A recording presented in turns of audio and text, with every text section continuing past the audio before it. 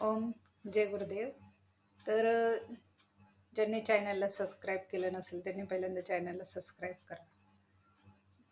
खूप लोक भक्ती करतात आणि काही लोकांना भक्तीचा अनुभवच नसतो. भक्ती म्हणजे काय?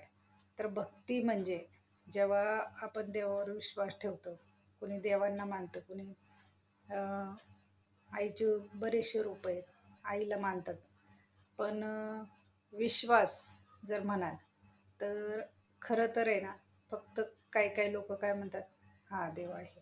पण असं मनातनं कोणाला वाटत नसतं की देव आहे, देव ऐकतात आणि सगळं छान होणार आहे, किंवा जे आपण विश्वास दाखवतोय ते खरं होणार आहे.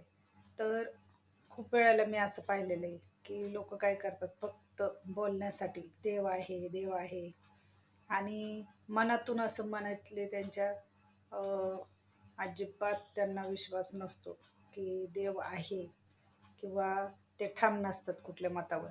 आणि मग त्यावेळेला काय होतं की ज्यावेळेला त्यांच्यावर काहीतरी संकट येतात किंवा काहीतरी प्रश्न येतो, त्यावेळेला काय होतं, मग त्यांना असं होतं की हे खरं होईल का खोटं होईल, हे खरं आहे का खोटं आहे. का तर त्यांचा देवावर विश्वास नसतो.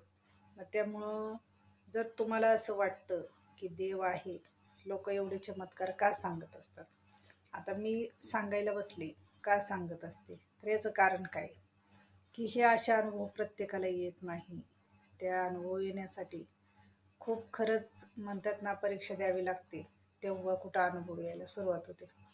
मग सांगायचं का बरं, की जे लोक म्हणतात ना देव नाही आहे किंवा देव ऐकत नाही, आणि हे काय खरं नसतं.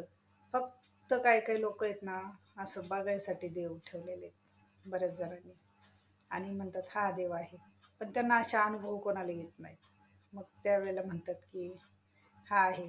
मग असं काहीतरी होतं की जेव्हा त्यांना गरज असते त्यावेळेला त्यांना काही ते दिसून येत नाही की देव आहे, किंवा इथं आमचं असं असं हे काम झालं, किंवा इथं आम्ही संकटातनं वाचलो, असं कोणाला दिसून येत नाही. मग त्यावेळेला मग त्यांचा विश्वास असा डगमगतो. पण असं होऊ देऊ नका. खरं जर मनापासून वाटत असेल ना की भक्ती आहे, देव आहे, तर देव आहे हे नक्की आहे. जशा वाईट गोष्टी आहेत ना, तसं देव पण आहेत.